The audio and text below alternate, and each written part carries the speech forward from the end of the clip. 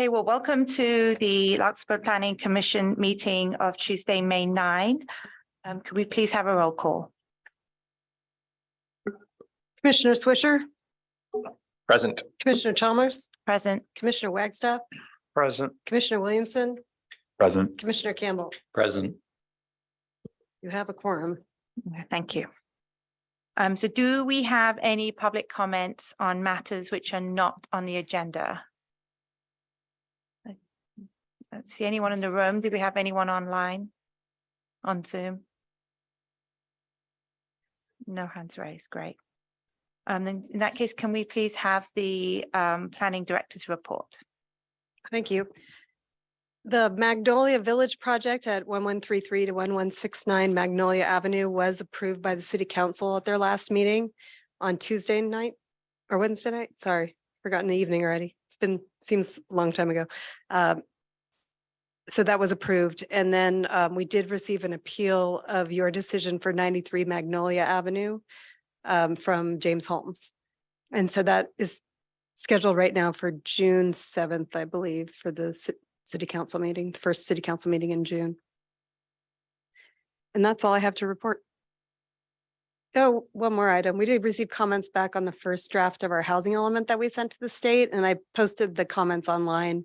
Our consultants are working to try to address some of the comments. And then once we get those together, it'll we'll probably go to the committee, the housing committee first, and then come to you at some point.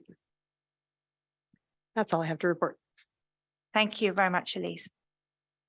So we have the first item on our public hearing agenda is 36 Chanticleer Avenue, and Commissioner Wagstaff sadly going to be leaving us, recusing himself. Where do I go? You know, if there's someone who comments from you, can just make yourself at home anywhere. So you can hang out in my office. Yeah. Okay. All right. And just to clarify, anyone within a certain radius of the property has to recuse themselves. So Commissioner Wagstaff is stepping out. So can we please have the staff report? I'll be giving the staff report. My computer's not responding repeatedly.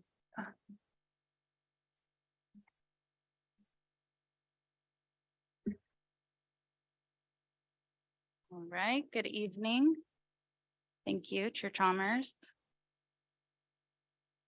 All right, this evening I'll be presenting the staff report for project number 2316 at 36 Chanticleer Avenue. The project is requesting design review, an FAR exception, a variance to the front yard setback, a variance to the side yard setback, a variance to lot coverage, and a variance to the required guest parking. The subject site is a substandard 4,056 square foot lot in the Heather Gardens neighborhood that is generally the same size and shape as the surrounding parcels. It is currently developed with a single story, 3-bedroom, 1.5 bath cottage that totals 1,545 square feet with non-conforming front and westerly side yard setbacks. The existing residence has a non-conforming lot coverage and an unpermitted accessory structure that has been proposed for removal. There are currently 2 parking spaces, one covered in the garage and one uncovered in the existing driveway. The existing nonconformities are typical for the Heather Gardens neighborhood, where the majority of the development was originally comprised of modest single-story cottages built side by side on small lots in response to post-World War II housing scarcity. A building permit was issued in 1957 that allowed for a 168 square foot addition in an unspecified location. According to city records, applicants are requesting the first planning entitlements to date. The applicant is requesting the following permits to accommodate a substantial remodel, construction of additions at the ground floor totaling 174 square feet, and a new second-story addition totaling 353 square feet. The applicants are requesting design review for the additions at the ground level and the second-story addition, an FAR exception for an FAR of 0.48, where 0.40 is the max permitted by code. The existing FAR in the parcel is 0.38. A variance to the requirement for guest parking. They're requesting to waive their guest parking requirements. No guest parking has been proposed. A variance to the required front yard setback to allow for the applicant to raise the wall and plate heights in an existing non-conforming front yard setback. Likewise, a variance to the required westerly side yard setback to allow the applicant to raise the wall and plate heights in an existing non-conforming side yard setback. And a variance to the allowable lot coverage to allow for lot coverage of 0.48 or 0.40 is the max permitted by code, and the existing lot coverage is 0.54. The commission will note that I had a typo on my staff report. I had emailed you all in this bullet point on the staff report. I called out the easterly side yard setback as the nonconformance. It is the westerly, which is also what's referenced to in the remainder of the staff report.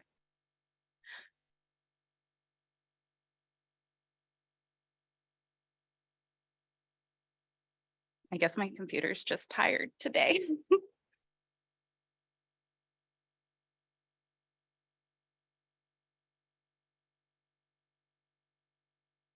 So the proposed design would add an additional bedroom and a full bathroom, and the design proposes to improve and expand a non-conforming structure.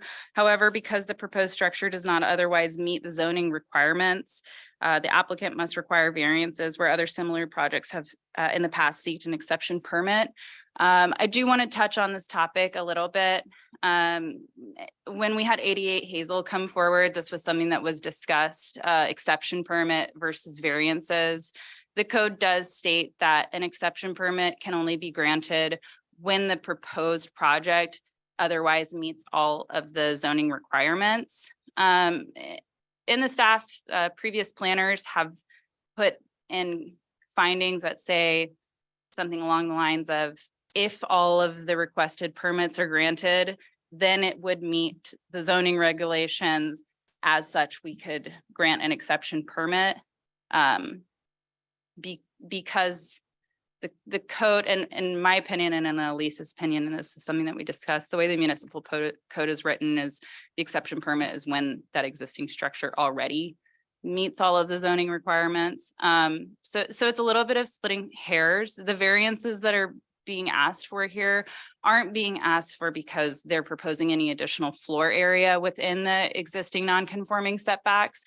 They're simply proposing to raise the wall and plate heights and change the roof form in those non-conforming setbacks. So if that's something that we need to circle back to or talk about more, we certainly can. I just want to make it very clear that there's no proposal to add additional floor area that doesn't meet the setbacks.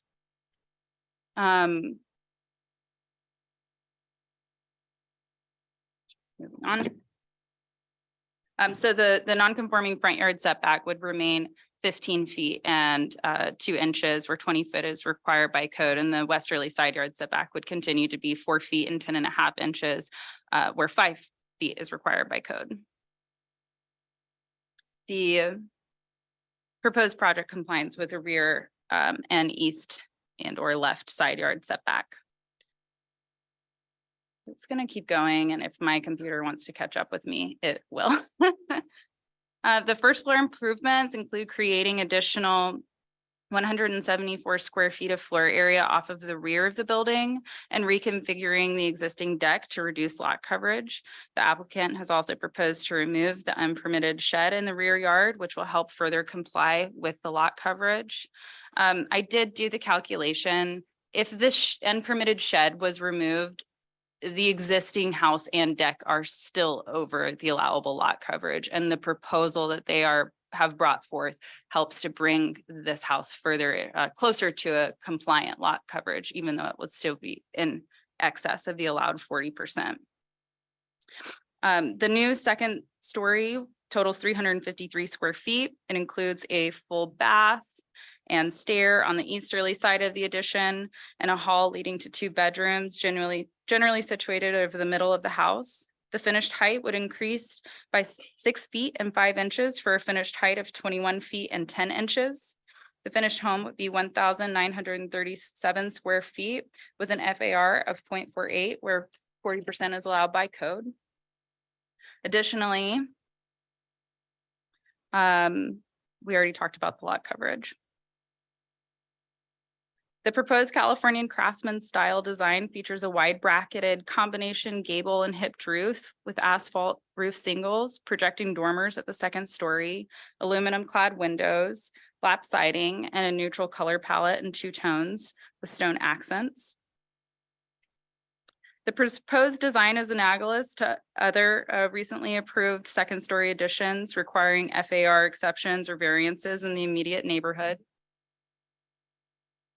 Staff finds that the project meets the city guidelines for single family dwellings, notably that the design minimizes areas of maximum height. 30 feet is the max allowable height, and the max height being proposed is just under 22 feet. It incorporates upper level setbacks from the front and the rear and the westerly side. It builds within the existing roof form. It avoids long flat wall planes over an entire side of the house. The additions are located over the main living area and not over the garage. The materials that have been proposed help to break up the visual appearance of vertical mass, and the window openings are staggered.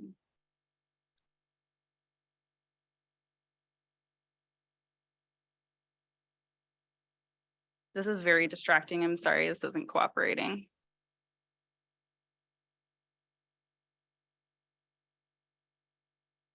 Staff has made the necessary findings to support the approval of the design review and FAR exception. These are some photos of other houses in the immediate vicinity. In the top left corner here, this is the house directly next door at 40 Chanticleer. The rest of these are, I believe this one's just behind on Williams Avenue. And we've got this one on Heather. This is one from Garden.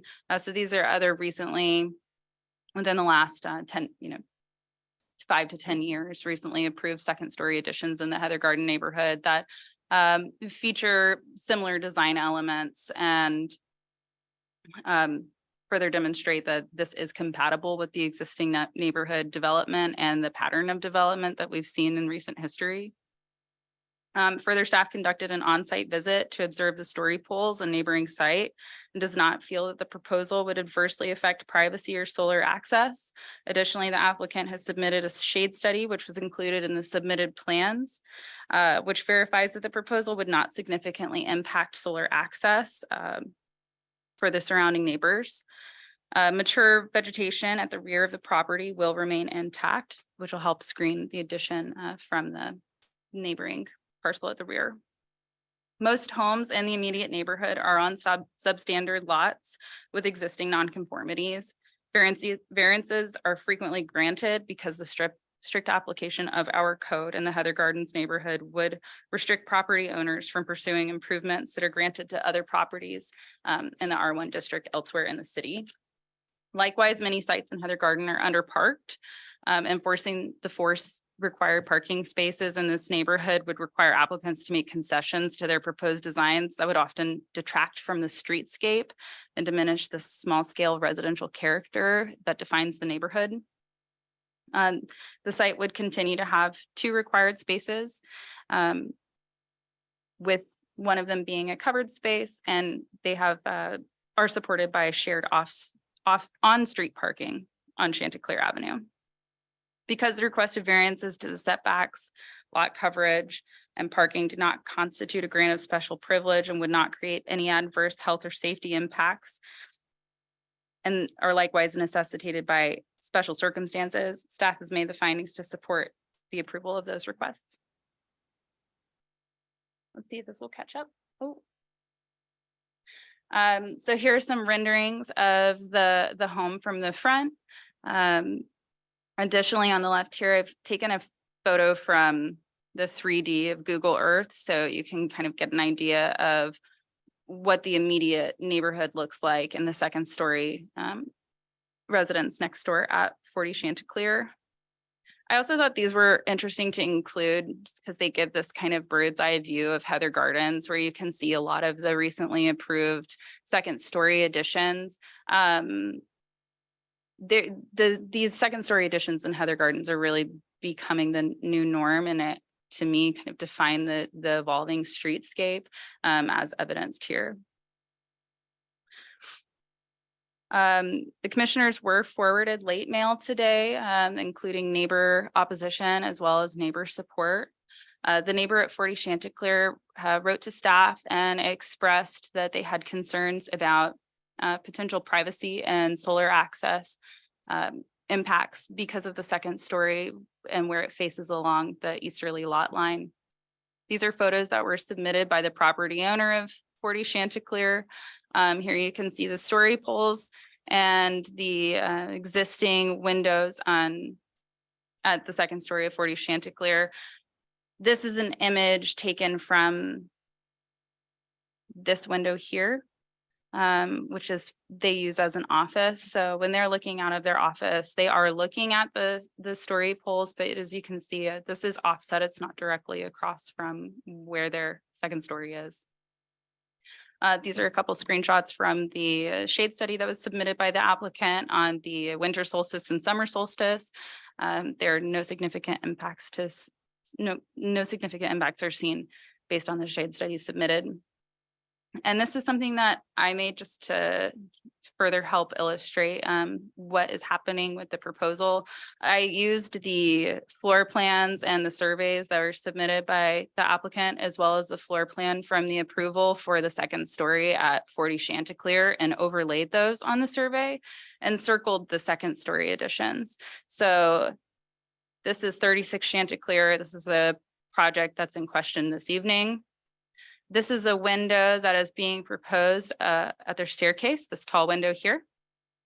This is a smaller window with a much higher sill height that's proposed in their bathroom where the bathtub is. Across the way, this is just a little over 10 feet between the two houses. Both of these houses meet their required side yard setbacks. We have a bedroom window here. This is for the master bedroom at 40 Chanticleer. And then we've got that smaller window where their study is in the lofted area. My findings were that these windows are adequately staggered. Also, the finished height of 36 Chanticleer is several feet lower than the finished height at 40 Chanticleer. But the commission may want to discuss this privacy issue and see if there's any additional conditions of improvement, including maybe requiring obscured glass at those windows to help offset any potential privacy concerns. The neighbor did make a suggestion that perhaps this addition should be stepped in from the side of the house. Staff does not feel that that would be an adequate way to mitigate. It does meet the setbacks. If it was stepped in a foot or a foot and a half, I don't know that that would really address privacy concerns, but I will let you all discuss that.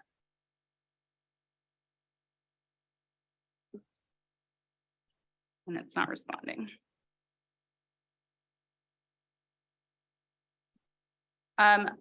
Otherwise, the applicant did submit a set of plans that was signed by their immediate neighbors at 32 Chanticleer, the rear neighbors at 324 William, the neighbors at 44 Chanticleer, and the neighbors at 37 Chanticleer, all expressing their support for the project. And in conclusion, staff believes that the necessary findings can be made to support the project as proposed. The recommendation is to hear from all interested parties and approve the project, or if you feel that modifications need to be made in response to the concerns that are raised this evening, give the application direction to make those modifications and continue the project to a date certain or uncertain. Thank you for bearing with my computer, which is lagging, and that is the conclusion of my staff report. Thank you very much, Jackie, for that very comprehensive staff report. Thank you. Do we have any questions for staff?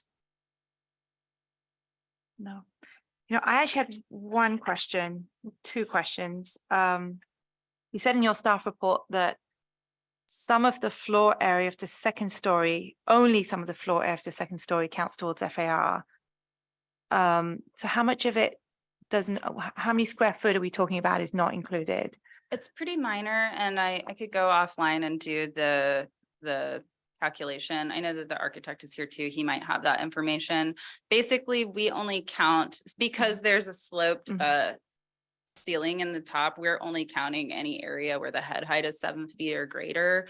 So when you come out on the outer edges of that upper story, some of it is not counted. And that's actually something when I was reviewing staff reports for other second story additions that we've seen before. I think this was something that was approved across the street at 31 Chanticleer as well.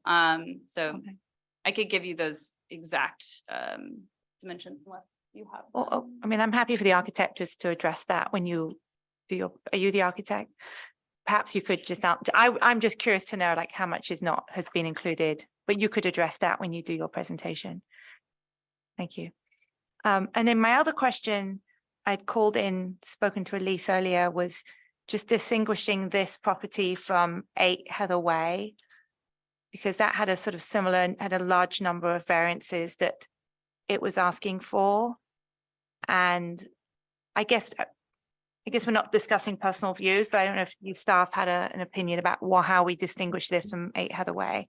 Yeah, my recollection with 8 Heather Way was that a lot of the concern that was raised was they were requesting a variance to their front yard setback. They wanted to have new construction that would further encroach into their front yard setback and into their side yard setback. So their setbacks, which were already non-conforming, would become even smaller, both at the front and at the side.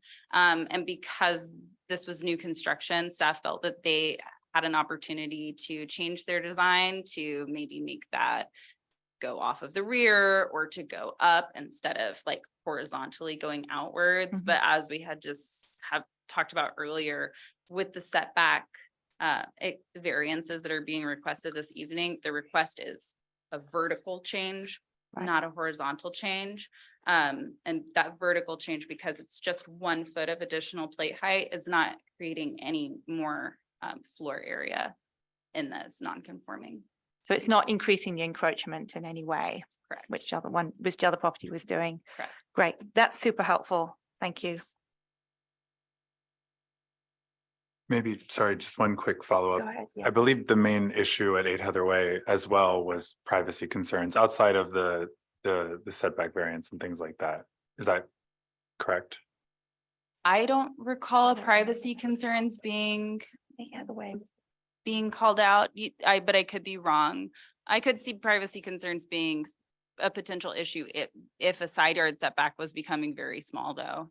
Yeah, and I know that they were also requesting a variance to their required parking, but they were looking to reduce the size of their already very small driveway.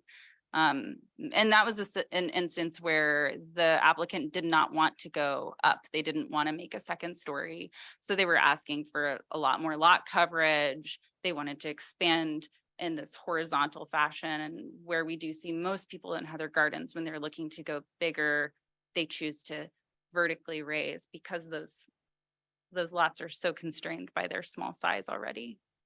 Just to address that, I think Jeff just made a good point. I think that's Diane is the one you're thinking of. Yeah, I think it is, Yeah. Yes. Great.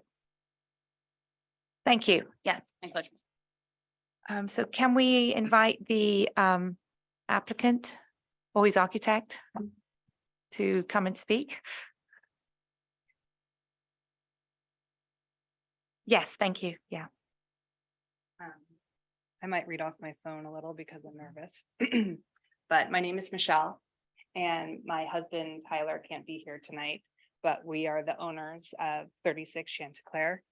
And I'd like to thank the Planning Commission staff for their time in reviewing our project and all of your time tonight. So thank you.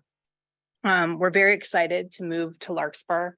We are currently in San Francisco and we're very excited to move here because of our 3-year-old son. We love Heather Gardens and we think it's the ideal environment for a child to grow. And we feel very grateful and excited to provide that opportunity for our family. We've made some wonderful connections with our neighbors. I'm sorry, I'm shaking. We've made some wonderful connections with our neighbors and we're really happy to participate in the neighborhood Halloween trick-or-treating this year. We let Hudson trick-or-treat and we also gave out candy. That allowed us to meet many families in the neighborhood. One of them manages a listserv for Heather Gardens, and they were kind enough to include us. So we're getting exposure to the activities that happen. There's an Easter egg hunt, and we're very excited to become a part of this community for those reasons and more. We've been very thoughtful throughout this process. It has not been a quick one. We have a lot of respect for the history of this neighborhood. I have a personal connection with it. My grandfather bought his first home on William after returning from World War II. And that's the home my mother came home from when she was born, Marin General. So I feel a deep connection with this area. And it's really a dream to be able to raise our family here. Sorry, I'm like, shit. Pretend my voice isn't shaking. We've really been careful to, create a thoughtful plan and to hopefully minimize impact to our neighbors while creating a comfortable home that we can live in forever. So thank you for your time. Thank you very much. And we didn't notice any shaking in your voice. Yeah. And I believe the architect. Yeah. Thank you.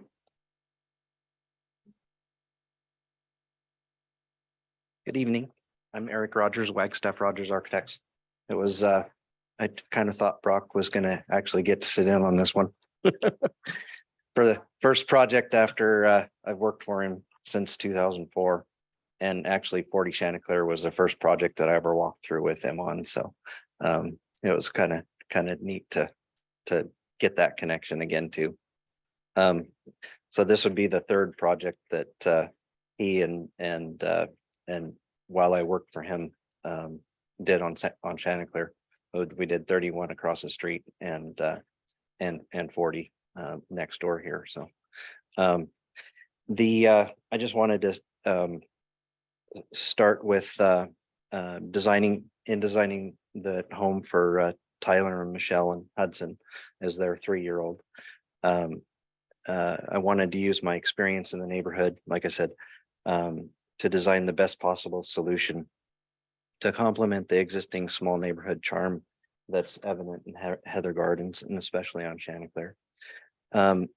Knowing that the lot sizes are small, like postage stamps, and the homes are generally smaller on that street. The goal was to minimize the design impact while creating a modern home out of a building that hasn't been updated in generations. I'm not sure if any of you walked through it or not, but it's in dire need of some help. Right off the bat, Tyler and Michelle wanted to incorporate the more traditional materials and finishes. So we were specifically looking for a cottage and craftsman architecture that utilizes the design cues that are predominant in that neighborhood and that we've exercised in the past. As far as the home design is concerned, we wanted to take the Larkspur design guidelines into account as much as possible and add the second story over the main house and over the main house and not the garage, and set back the majority of the second floor walls into the first floor so that it minimizes the overall height and impact to the neighborhood and neighbors. Privacy was a consideration when I started doing the design work on this project. I wanted to make sure that as I was familiar with 40 Chanticleer, that there are windows on that side of the house that go to the bedroom and the sitting area. And there's 2 bedrooms, a bathroom, and a stairwell is what is all encompassed in the second floor of this design. And I thought it was best to side the bathroom and the stairwell that are pretty much unoccupied spaces to minimize any privacy concerns. And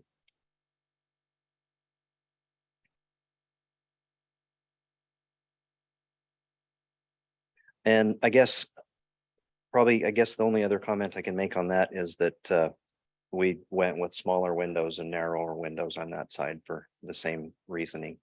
And I'm willing to work with the the neighbor on, some kind of treatment for privacy or different positioning or something like that, maybe.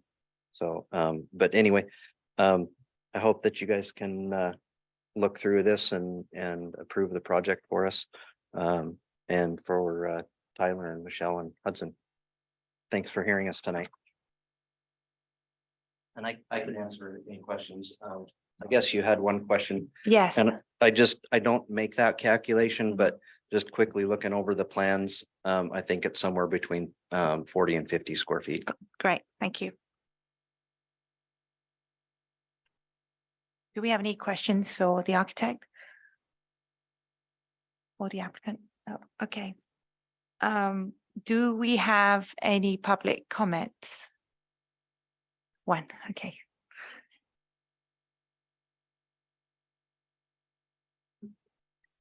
And just before you start, do we have anyone online? Anyone in the Zoom call, and does anyone have their hand up?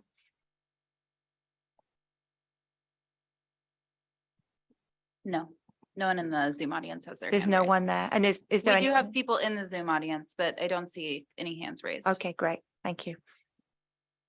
Hi, I'm the person everybody's been talking about at 40 Chanticleer. So my name is Cheryl, and first of all, I want to say, I certainly welcome you guys to the neighborhood. I've been in contact with Tyler. I've lived there for over 20 years. As she mentioned, it's a really wonderful community. A lot of people in the area often comment on how everyone on Chanticleer is so friendly and connected, and we do a lot of block parties. So so it is a very special place. And I am somebody who has done a 2-story, so I certainly understand the need to expand. I raised my daughter, there. So I don't object overall to the idea of doing a 2-story. My concern is the placement of the design and how it's being structured. As I had already brought up, it's almost like the majority of the weight from the front is all on the left side. And I noticed that Jackie said that there's not a wall that is, I forget how you expressed it, but that there wasn't a massive wall. And from the photos that I've seen, so this is my photo. So from the pictures I've seen from the outside, the side that's facing me will be 100% of a wall. There's no setback. So as you can see, this is the window from my loft. So it completely blocks the view. So right now where I have light, I can see trees, I can see, the community. I'm going to be looking right at that top of that house. So that's one window. The second window, I didn't send a picture, is my bedroom, which is right next door to it. So those are my concerns. And I took some pictures of a lot of the other remodels in the area. And a lot of them are primarily situated so that they're in the middle of the house, so that it's not all like, with that weight kind of centered to one side. I understand that this was designed in a similar manner to my home. At the time, my home there wasn't another home for me to offset. So that's kind of the design that was determined. One of the things that's unfortunate is in the neighborhood, there's the way it's designed is there's a driveway, and then house. So unfortunately, where most of the other ones in the neighborhood have been remodels that are going up against a driveway. So there's a natural buffer. In this situation, there's not. So those are my concerns in terms of, lack of privacy, no setbacks. They haven't really, I shouldn't say that. The houses are very, very close together, as we've been talking about. I could literally hear Brian, the neighbor who used to live in the house, I could hear his phone ringing. So, and in the past, when it's a 1-story, you can put up a fence, you can put up bushes. In this situation, we're going to be window to window looking at each other. So that's my concern. And I don't know if you were able to see the photos that I sent. We did, yes, thank you. They came up on the screen. Thank you. Thank you very much. Do we have any other comments? from the public? No one? No, great. In that case, shall we bring it back to the commission for discussion? And I'm going to ask Commissioner Campbell to present his comments. Okay. Looking at the plans and the story poles, I think it's a well-designed addition. I like that it's set back from the street. And I like that it, uses some varied architecture to mostly offset those big walls that we were talking about. I understand your concern about the wall next to your house. Certainly that one seems to be the outstanding, 2-story full height wall. I guess I would, I think we come across this, on a somewhat regular basis as somebody who has this, as Max likes to put it, the first mover advantage. Somebody who's done it already, and then somebody who wants to, the person who goes first has an advantage because they don't have somebody next door that they're looking at, basically. So I'm curious to hear how the rest of my fellow commissioners feel about that. I think perhaps some window treatments might be the solution to that.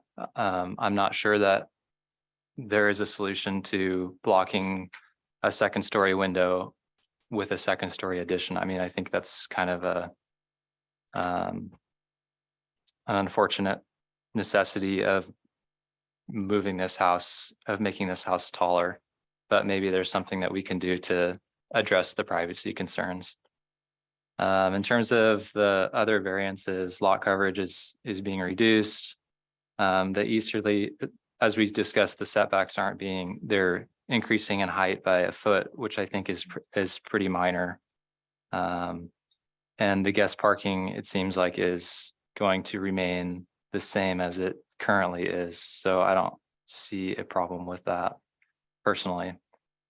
And then in terms of the floor area ratio exception, we've had a discussion, I think, as a commission about addressing this, but on very small lots, it seems to be relatively common that a higher floor area ratio is necessary to have any additions to the home. So I think I'm prepared to approve that exception. So I guess my outstanding concern would be the privacy. So I'm curious to hear what you all have to say. Thank you very much. I'm just going to move down the line. Commissioner Swisher. Well, welcome to that neighborhood. I raised my children there, and it's an amazing neighborhood.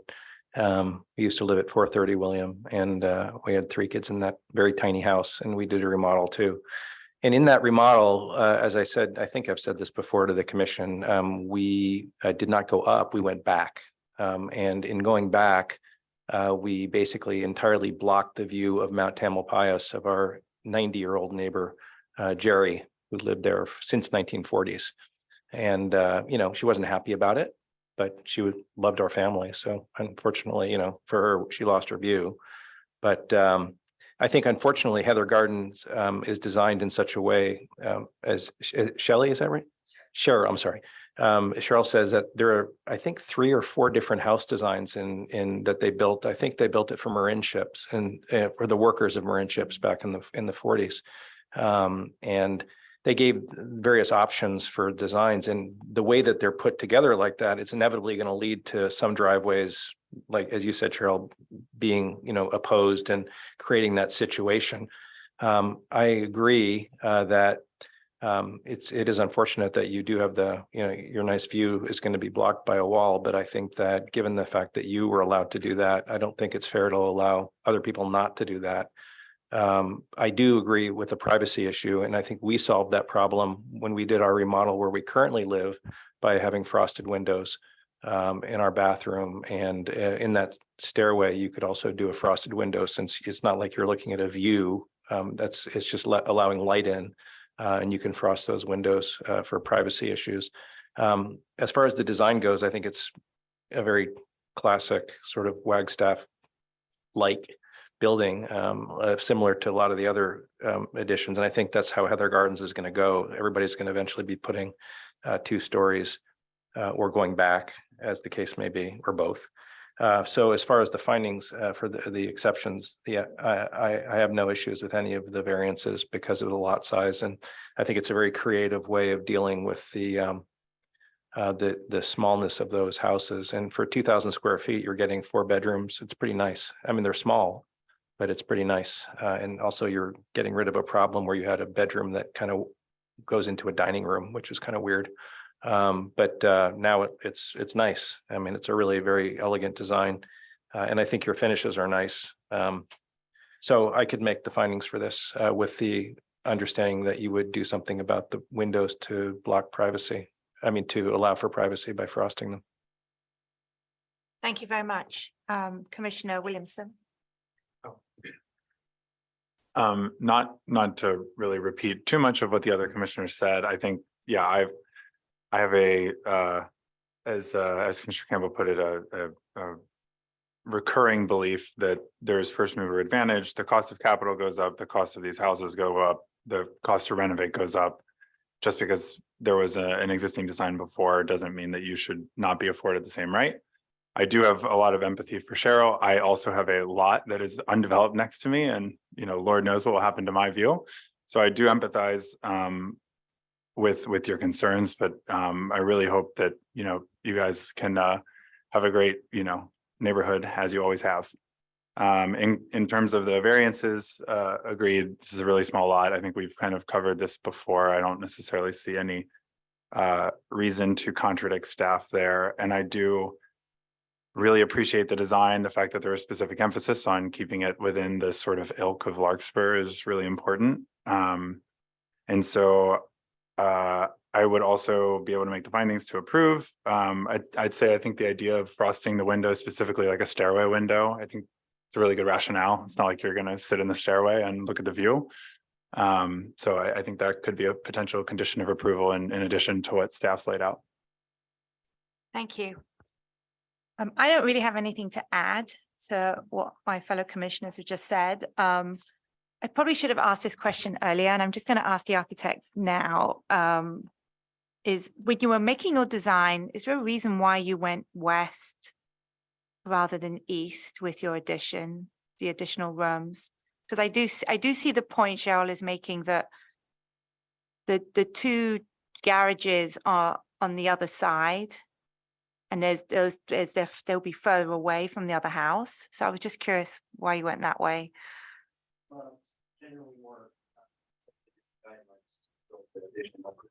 houses. That's true. Okay. So it's just for that one reason then. So I just want to, it's really, I think I just want to have you addressed, Cheryl, because she did make a good point about the fact that it's on the garage side, it's further away from the other house than from her side. Because Mm-hmm.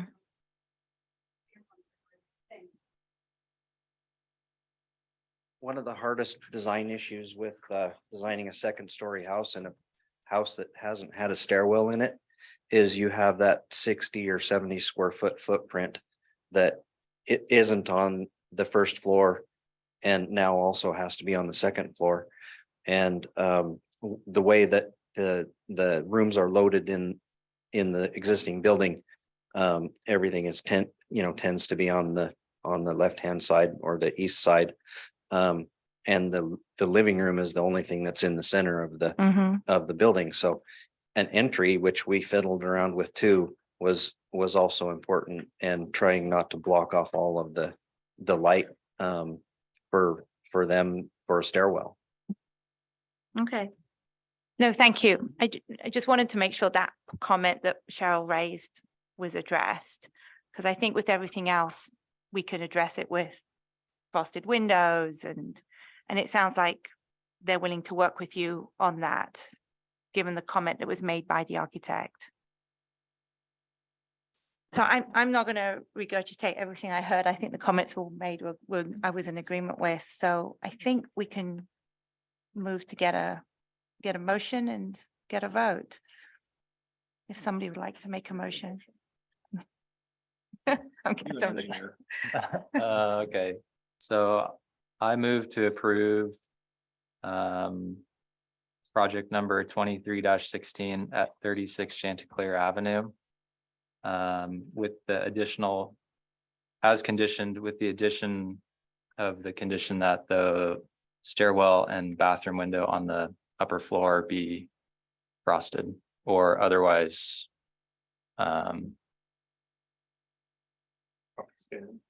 yeah, obfuscated, as agreed by the neighbor who is affected. Can we have a second? I'll second. Great. Can we have a vote or roll call, please? Aye. Commissioner Chalmers, Aye. Commissioner Wagstaff. Oh, he's Not absent, here, and yeah. Commissioner Williamson. Aye. And Commissioner Campbell. Yes. So that's a vote of 4-0 with one recused, Mr. Wagstaff. The motion carries. Great, thank you. And there's a 10-day appeal window from today. Thank you very much.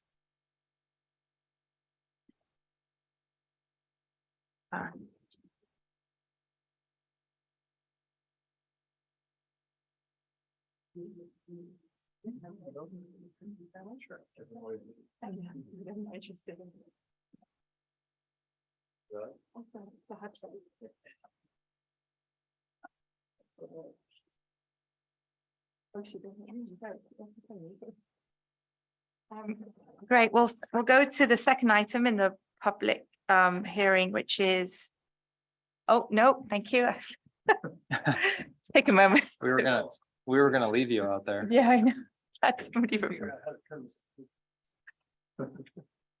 Oh, you didn't catch any of that. No. Oh, that's a shame. So this is, I think I'm going to have you, we're discussing the code here and the changes to the code. So I'm going to have staff present, please. Okay, give me just a moment to share my screen.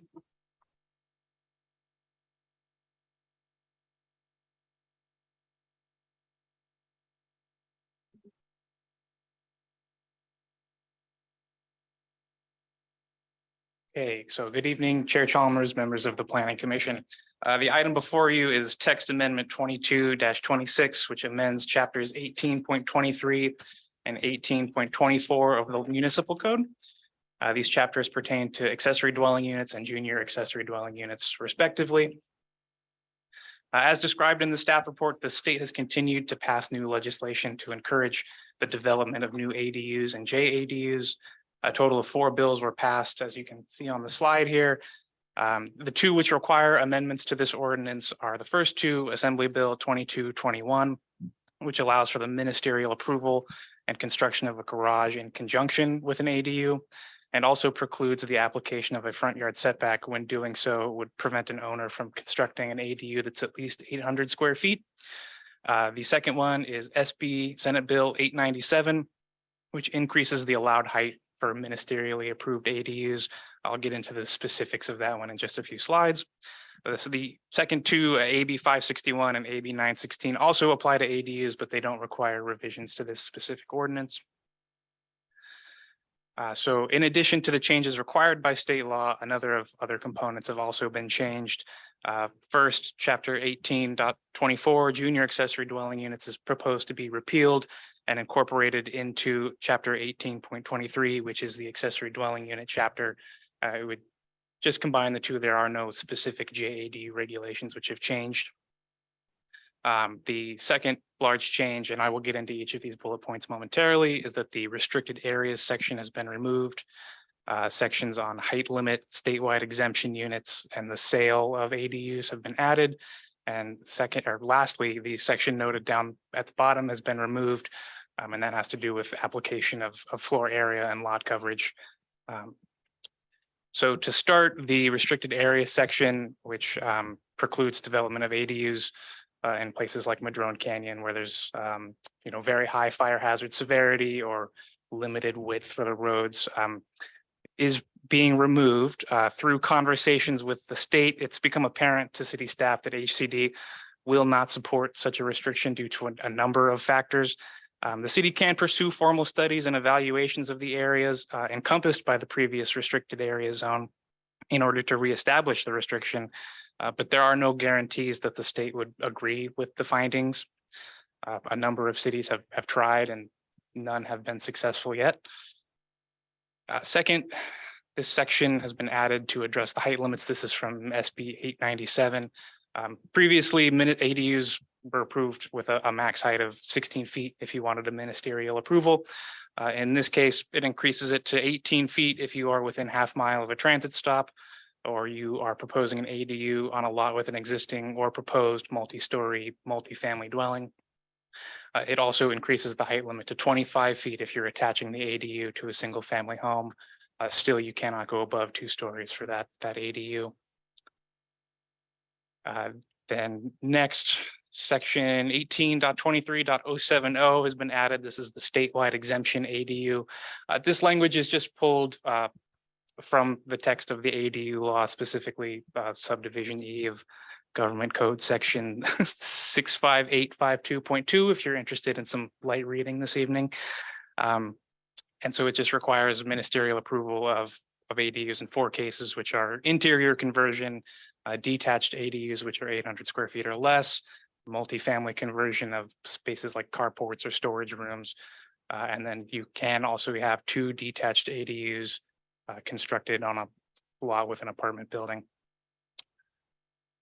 And the next section is the sale of ADUs for low and moderate income housing. Essentially what this allows is if a qualified nonprofit like Habitat for Humanity were to come build, a property with a single family home and an accessory dwelling unit on it, you can sell the ADU separately and still maintain ownership of the main home if you're the owner of the property. You do have to have a deed restriction for owner occupancy of the main home and a tenancy in common agreement. It's a niche bit of the law. And lastly, this section 18.23.060 E4, sorry to spew letters at you, is proposed to be removed. This section would allow for ADUs under 800 square feet to be exempted from the application of a floor area ratio or lot coverage requirements. Functionally, what this means is that an ADU would be counted towards the applicable floor area ratio and lot coverage if after constructing an ADU, you come back in and say, I want to build this, another addition on my home. Currently, you could build an ADU 800 square feet, then come in and say, I want to build this, 800 square foot second story unit or second story, whatever it might be.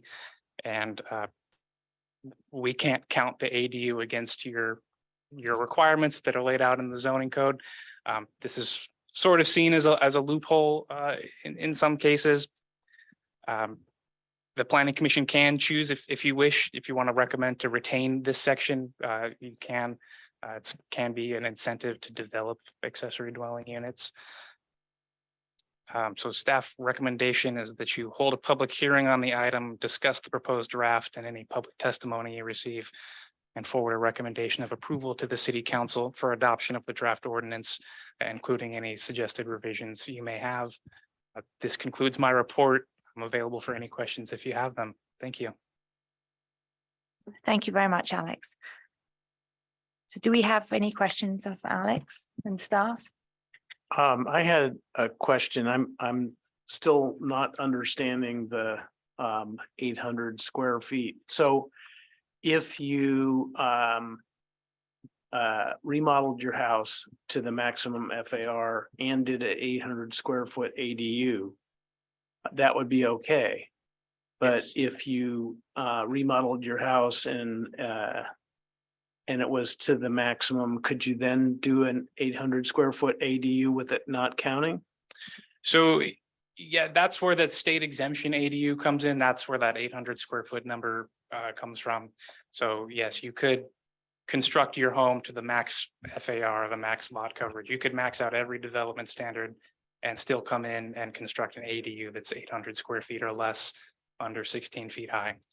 And And- you could add to your house, if you have an 800 square foot ADU and your house itself is under the FAR, you can go up to the FAR at that point. That's the part I didn't quite get. Yes, yeah, so you can, Yeah, I think. I think you're explaining that right. So if so, let's say the maximum is 2,000 square feet for the site, and you have 1,200 square feet and build an 800 square foot ADU, the city could say no to any further additions. Today, we would allow the 2,000 square foot residence as well as an 800 square foot ADU.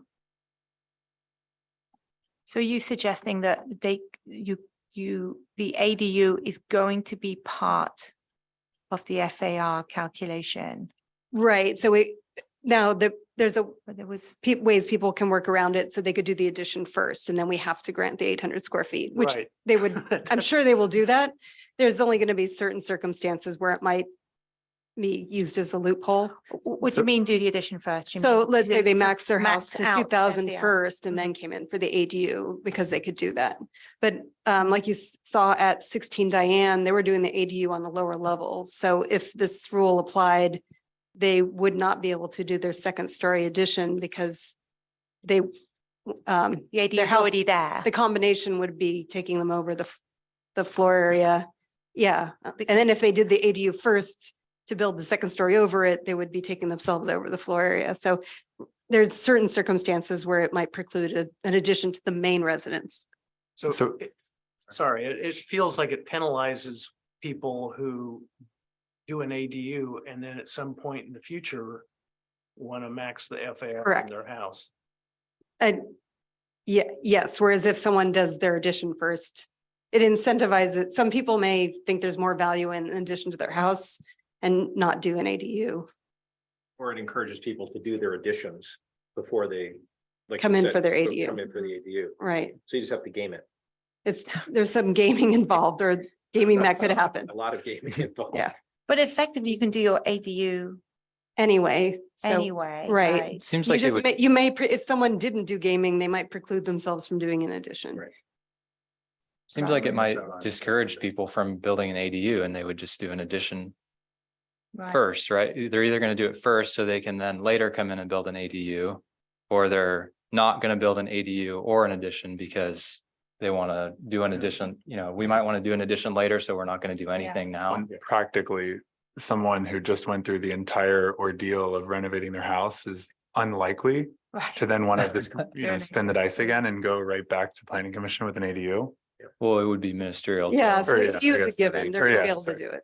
Uh, Yeah. But I guess But restarting a new construction, so, project, yeah. To be clear, this is not a state requirement. This is just your This is, suggestion. or the city had had this bonus floor area in the ordinance.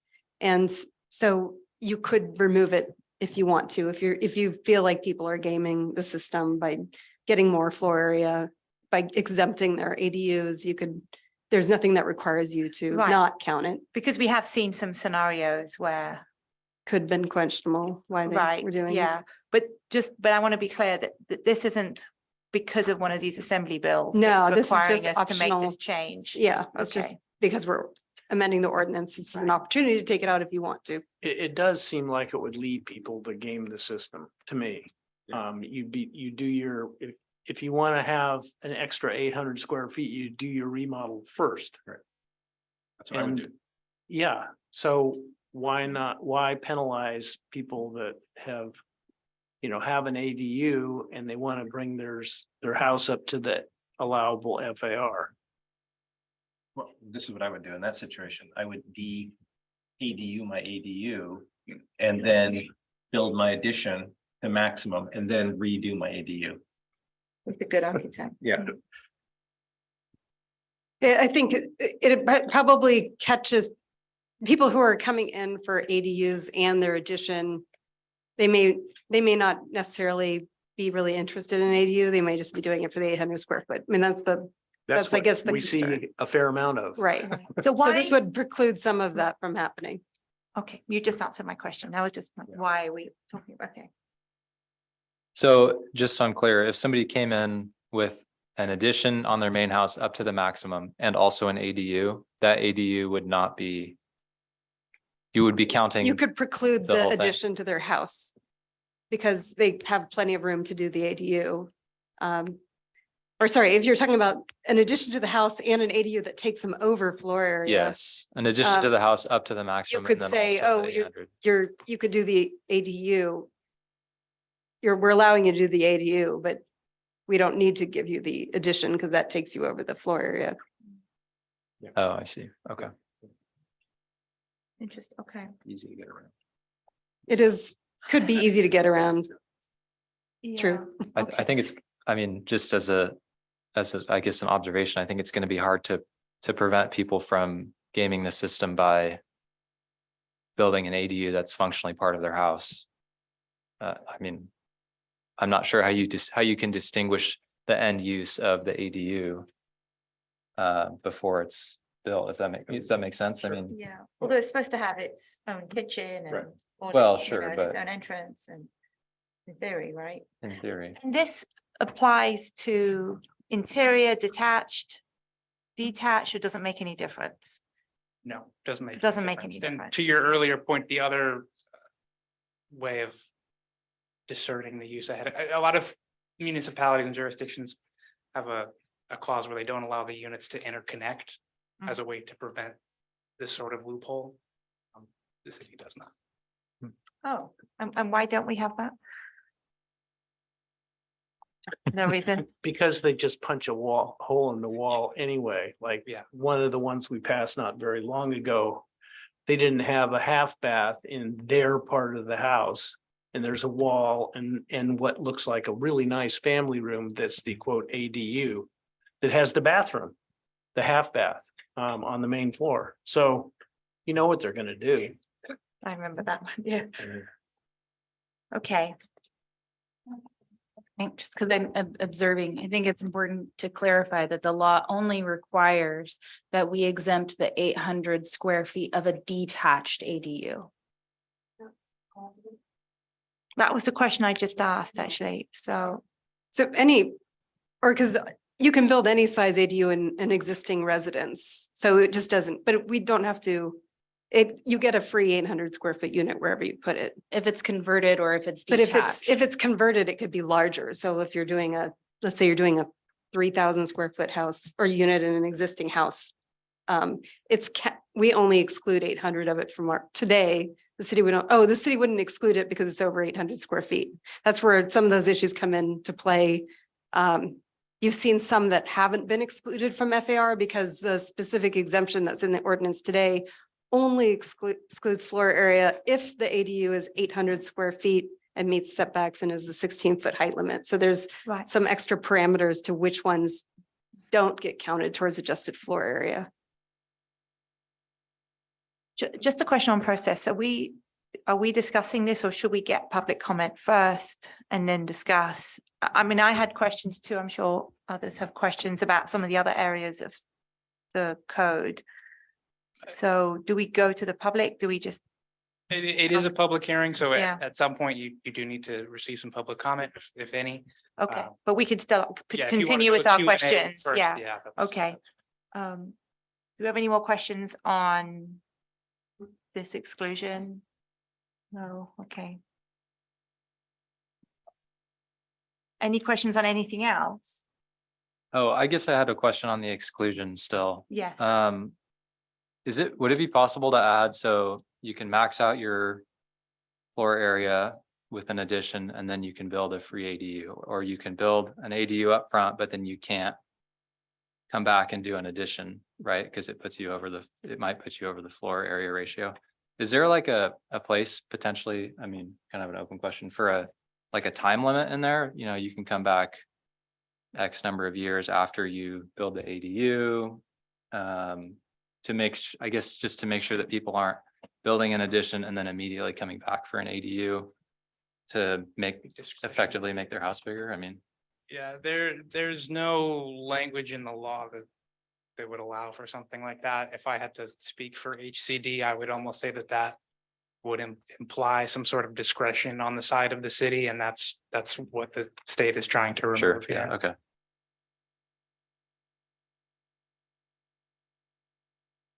I had a question on the restricted areas, because that does seem to be a safety issue. That. I'd called in and asked Elise about this earlier today. So my understanding is that as of today, this is not a state requirement that we have to remove restricted areas from where we can have discretion over having no ADUs, right? Is that my understanding? But Maybe I'd say phrasing this they've incorrectly. already made an interpretation that we can't enforce it. So if we tried to enforce it tomorrow, they would potentially fine the city or come after us or send the attorney general or their housing squad to enforce it. And when you say they've made an interpretation, like this is in So it- writing, or is this It just a wasn't in conversation? writing. It hasn't been in, it's not in writing.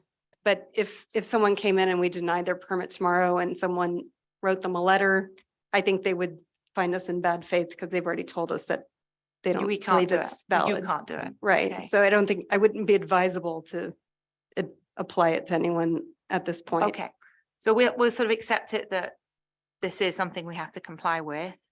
But then you had suggested there was a exception or a way out of it if we did a So study. the law does allow for cities to exempt areas based on health and safety hazards. I don't have the exact wording in front of me.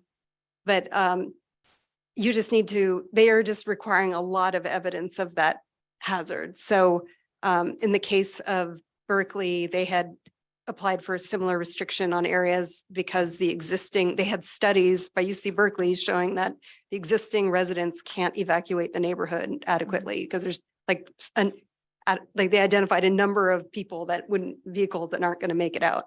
And they didn't find that adequate because it didn't study ADUs and it didn't study whether or not the ADUs would have vehicles.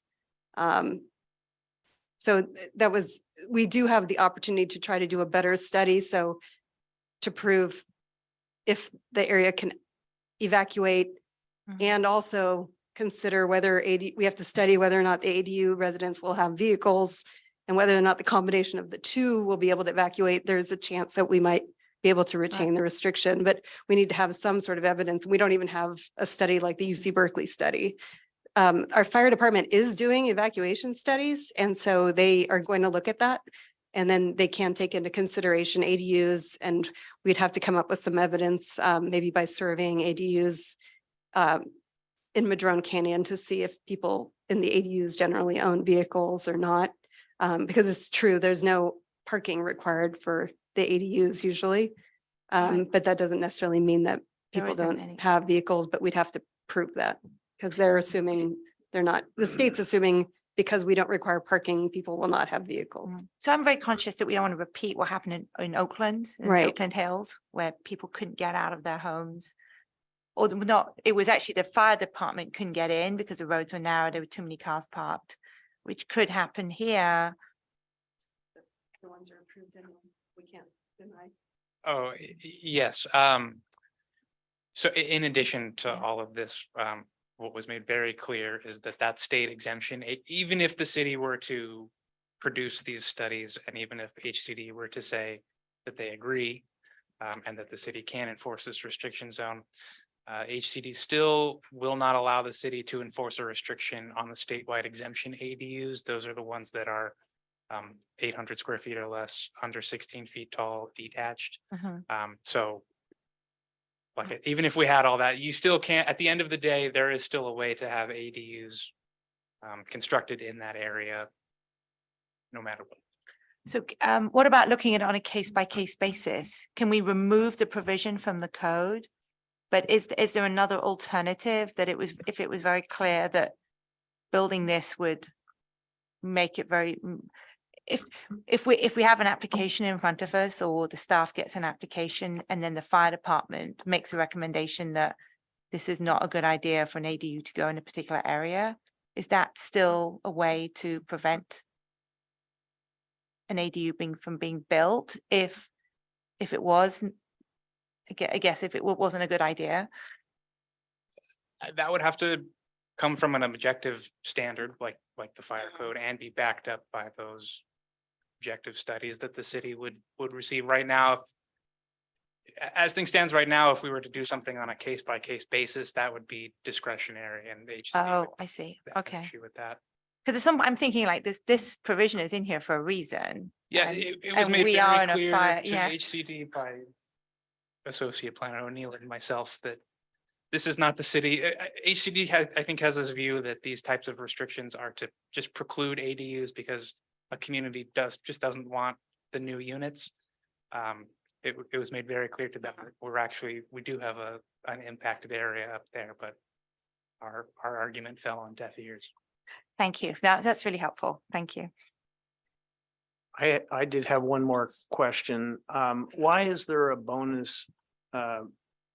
It's not much of a bonus, but some bonus given to projects within half a mile of public transit. Yeah.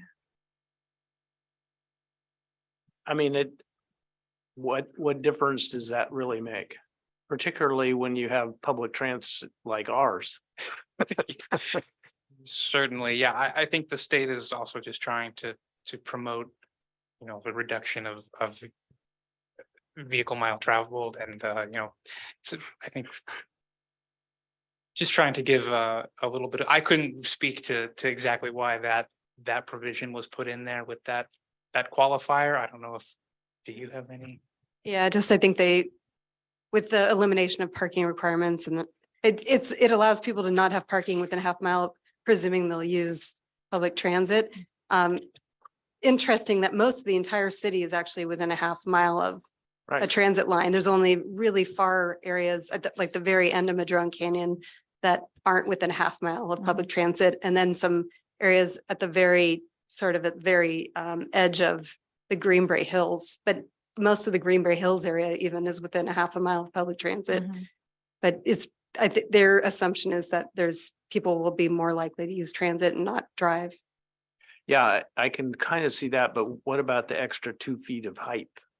Oh, the height oh yeah, I mean, don't know why. What is that? Yeah, My understanding is that it's allowing for more two-story ADUs. like above garage, but it wouldn't help that really. Maybe, I mean, maybe it allows for more above a garage, but I don't know why the connection either. It's possible. I mean, that just drives people to do flat top ADUs over the garage as opposed to peak roof. Oh, interesting. So, and I just didn't understand that. And that's another state requirement, right? Yeah. Okay. Well, they get an extra 7 feet, right? If they match the roof of the house, match the pitch of the roof of the main house, I think. If I Through understand. the chair, I think it's 2 feet. Oh, 2 feet. Oh, Yeah. never mind. Because it's 2 feet, yeah. So an additional 4 potentially. No, 2. Oh, I see. It is kind of random, 2 feet, yeah. I really appreciate it. So are we being asked as a commission to approve this? I mean, this seems like one of those same situations we found ourselves in regarding, North Magnolia, where it's like, great, this is what's gonna happen. And Well, we can make the change. We have some discretion if we want to make the change on the, including the ADU number within the FAR.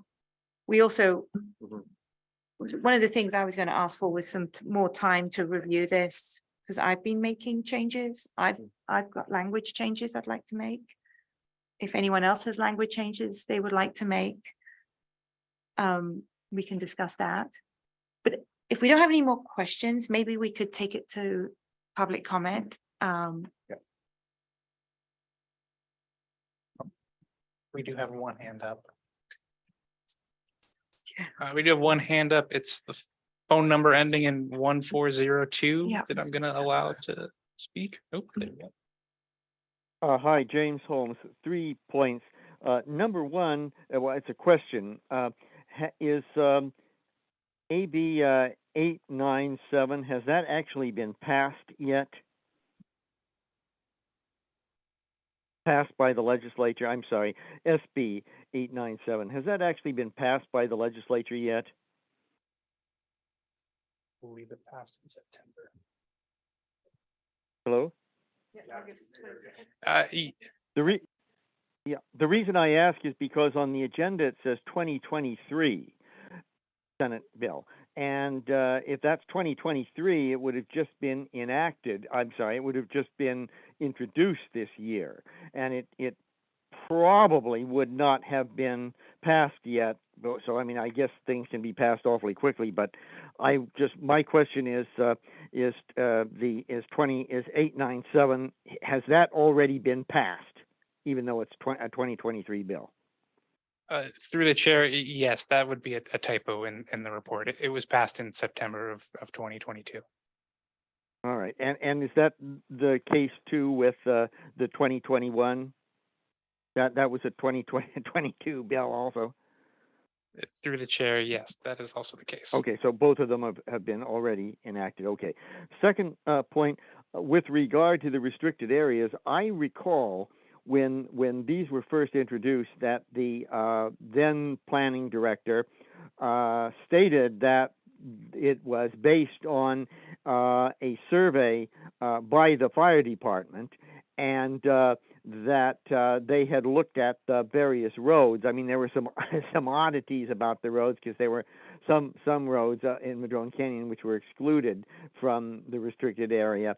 But in any event, my understanding is that there was some basis for it, which the planning director had confidence in, and so it would seem to me that before we do away with that restricted area, we should revisit the source, which was the fire staff, and see if they continue to be confident in it. If so, perhaps we can reinforce it. If we can't, if they aren't confident in it, we should figure out why. But it seems like we're being stampeded here a bit. And the third question I had was with regard to public transit and areas within 1/2 mile of public transit. As we know, we have minimal public transit now. We just in the main part of Larkspur, we have we just have one very limited regional bus that goes once an hour, and its period of time has been cut off. And similar situations exist in other areas of Larkspur, and the commute service has virtually been decimated. There's no commute service at all through central Larkspur. So when we talk about public transit, is the standard 1/2 mile of any public transit, no matter how minimal, or is there some minimal amount of public transit there has to be? I know that I have read various standards in various statutes which speak of buses coming every half hour, or commute buses, or other minimal standards. So my question is, are we talking about any public transit, or is there some minimal standard, and maybe we don't meet that minimal standard, and therefore, at least in some places, we don't need to accommodate the 1/2 mile. My recollection is that at least on Sir Francis Drake, the commute buses have been reduced, and therefore there's not an issue. So I would ask, what level of public transit do we have to have before the 1/2 mile kicks in?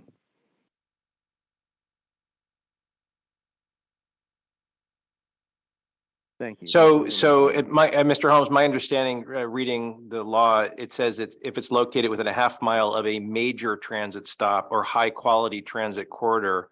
And so it defines it as a major transit or high quality. And I don't think Larkspur really qualifies as either one of those two things. Well, to that point. Okay, that's what I thought. That's what I Yeah. thought. So that would seem to suggest that that the 1/2 mile does not apply to us. Well, that's just an interpretation. So maybe and this is a question for staff, is maybe what we could do here, or can we do here, is can we as a city take that definition and define it more clearly and say that a high quality transit stop means a direct route to San Francisco, for example, or a direct route to Sacramento. Can we define it so it's very clear? So there's no question mark that, I don't, so it sounds like the 16-foot height limit, that applies to only major transit stops. yeah. The other one just applies to public transit. And the HCD manual even indicates public transit's any location where an individual may access buses, trains, subways, and other forms of transportation that charge set fares, run on fixed routes, and are available to the general public. My guess is if we tried to make it more restrictive, that they would just reject that. But Well, not that we it could makes it more try. restrictive, it's just it talks. well, if we applied it to major transit, It's in a high quality transit. Yeah, but that is, so I'll read it directly. I say, if it is located within a half mile of a major transit stop or high quality transit corridor, detached ADU that is on a lot with a single family or multifamily dwelling may be up to 18 feet in height by right, and the ADU may be up to 2 feet taller for a maximum of 20 feet. Is necessary, if necessary, to match the roof pitch of the ADU to that main house. So before this, Okay, the so we don't recent have major legislation. transit. Yeah, So, before yeah. the recent legislation, local agencies could cap the height of the detached ADU at 16 feet.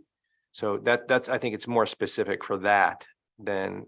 yeah, it's specific for the height limit. The height but limit, yeah. For the parking exemption, it just says half a mile from public Yeah, transit. that seems to refer mostly to And height that's any restrictions. public transit is the second portion. But what does The- high quality public transit mean? There are, so That means it'll be a that would clean be some, there bus. is some frequency required. The bus stops on, for example, Highway 101 would be high quality transit stops because there's buses coming more frequently. So the areas within a half mile of, there's only certain areas of Larkspur that can qualify for the additional height limit. But does it say that anywhere? What high quality transit? Yeah. It is defined. High quality is defined. It's defined under section 2115 of the Public Resources Code. High quality transit corridor means a corridor with fixed route bus service with service intervals no longer than 15 minutes during peak commute hours. The project shall be considered to be within 1/2 mile of a major transit stop or high quality transit corridor if all parcels within the project have no more than 25% of their area farther than 1/2 of a mile from that stop. So there is a Yeah. specific definition that's called out in the government code. Okay, so I think that's helpful. And I think if we have our own code, we should refer to that definition. And I can provide some language on that. You're a lawyer. I'm a lawyer. Yeah, I think if it's not in there, Yeah. we could, It's have a that in similar, there. it's like the question I had on the kitchen, efficiency yeah, kitchens. I no, if we think, can make it more if clear there's and a refer people yeah. to the correct place, that's great. and then we don't have questions like Mr. Holmes just raised, it's like, what does that mean? And are we within this or not? I think it just clarifies it and makes it a lot clearer.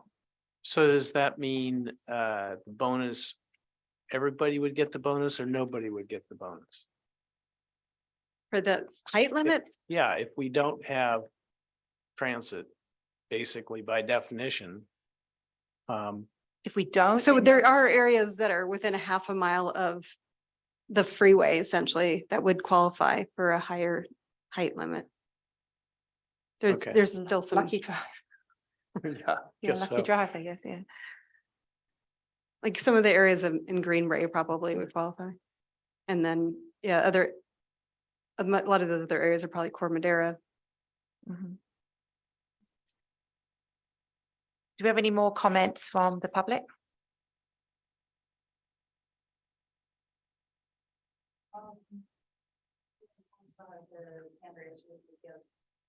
Does he have a follow-up? I think he's on mute.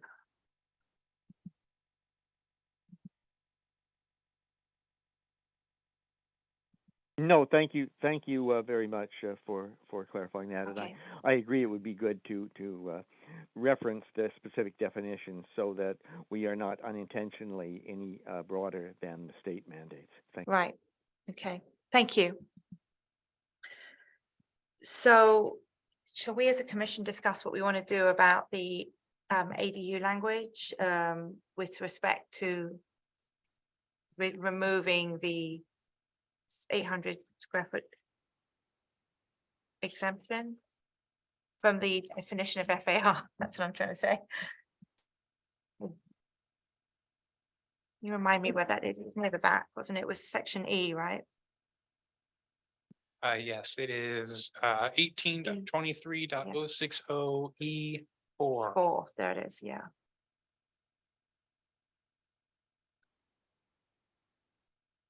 So the suggestion from the city is that we delete that so that, but I think we were talking that maybe that would just encourage gaming the system. Yeah, my only, after, brief but further reflection on it, I think like, if you think about good actors versus bad actors. Not to say bad in objective sense, but bad actors are going to game the system either way, and right now it's very, very easy to game the system.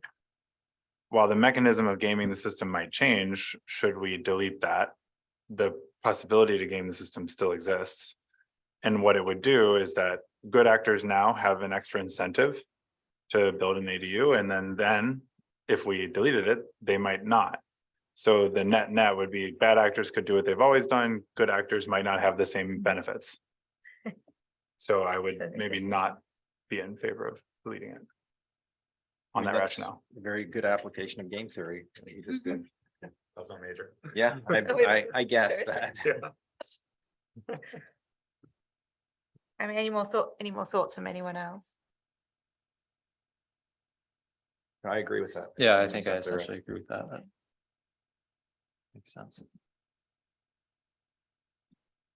And do we have any other, I mean, does anyone have, having read through the code, does anyone have any other comments to the language or to the proposals that have been made? I could ask one question too. So another way that we could look at it is, right now, we're exempting 800 square feet of the ADU, but what you could do is include the ADU, but exclude, like count it so that the numbers all look correct in the staff reports and the notices that go out to neighbors. So it's really stating the correct number for what the floor area is, but just allow people so it's it's an exemption, but not necessarily, or it's a bonus that you get another 800 square feet for an ADU up to 800 square feet or It's not a larger. hidden. But it's not a like hidden number yes. because by exempting it, it becomes hidden. And Yes. that's, we've heard a lot of concerns from the public about that they're not, the tables don't look right. So at least if they're stating they're going over, but they're getting credit for 800 square feet for an ADU. So that could be another option too, just to make it more transparent. I actually quite like that Yeah, suggestion. I think that's a Yeah. good idea. Yeah. So would you propose updated language? It could, we could take it back and update it to Okay. make that somehow work that in. So I that think, it's a yeah. bonus, but it's still counted. So the request I had from the commission was I was reading through it and making what I believe are language changes to make it clearer to read. And some areas are quite confusing. And I only got through the first few pages. I would like to continue doing that unless people feel that they are happy with the way it's currently drafted and want to just pass it today. But I know we might have this additional language change anyway. And also to incorporate anyone else's suggestions on other language changes.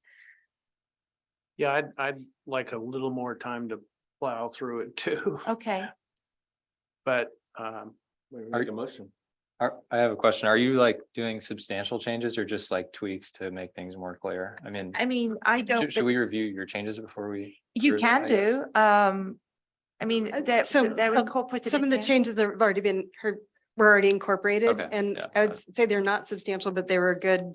Just as a plain, someone reading it in plain English, picking up things that we don't see because we're looking at the ordinance all the time.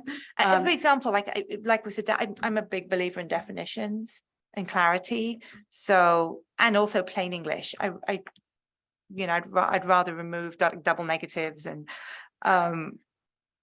there was there was no definition of the efficiency kitchen or whatever efficient, and there is one that exists in the code, so now it's in here. So someone it. looking Okay. at in the future we can point at something that's clear and defined. Makes sense. Interesting. So is the it hope would not be we'd true that- incorporate hers They before know you see stuff. it again. That was just a stay on it.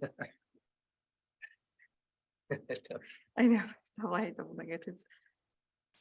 So that was my request of the commission is I wouldn't mind a few more days to continue reviewing it. And if you want to do it in the form of red line, then, or I could red line it and then my name appears it and then the commission can review my changes as well. So it's completely transparent. That sounds good. Okay. That'd be fairly minor, I'm sure. So. We need a motion to, Move that you, what's it called? text. There's a text number in here. 22, Yeah, thank you. 26. 2026. To the next meeting? To the next meeting? Which would be May 23rd. Okay. Does that work? And also to include the additional, or you're just going to do that anyway? Yeah, okay. We're not under some sort of time constraint relative to the, okay. I think we are, right? Well, I think it was supposed to. Well, yes and no, like Yeah. we're, we have to have an Yeah. ordinance. We have to have an ordinance that complies with state law right now. So we're under that timeline, but staff we just won't enforce provisions that are contrary to state law, just to keep us out of trouble. Okay. Can we have a second? I second. Roll call, please. Thank you. Commissioner Swisher, Aye. Commissioner Chalmers, Yes. Commissioner Wagstaff, Yes. Commissioner Williamson, Yes. Commissioner Campbell. Yes. So the motion carries, or to continue it carries 5-0. Well, thank you. So moving along, the next item on the agenda is text 2301. I see that this will be continued as well. Do we need to make a motion to do this? Yes, that'd be great. Okay, would somebody like to make a motion? I move to continue text item number 2301 to the next meeting on May 26th. And a second, please. Second. Right. Roll call? Commissioner Swisher, Yes. Commissioner Chalmers. Yes. Commissioner Wagstaff, Yes. Commissioner Williamson. Yes. Commissioner Campbell. Yes. The motion carries 5-0. I think May 23rd, right? May 23rd. Oh, Oh, it says 25 here. I said 26, so. You said We're all over the place. Great, so that concludes the public portion of our commission meeting tonight. So we just discussed the business items. And that's the approval of the minutes. We have more than 1 minute to. Yeah, there's 3 sets of minutes. I am going to abstain from this. I think it's the 28th. I just wasn't there, so check. I wasn't there for one. Yeah, 28 to 14. right, there's 3 sets, yeah. So, how do we do this? Do we make an emotion? Make 3 separate motions? So can we have a motion for the commission of the 14th of March is the one that you chaired, right? Yes. No, you're absent. I was from that absent one. that one. Yeah, so can we have a motion to approve the minutes of 14th of March? What about 28?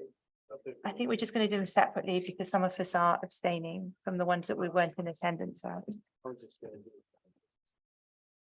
Sure, if I did. Okay. Do that. February 28th is the first. We're doing, right? Yeah.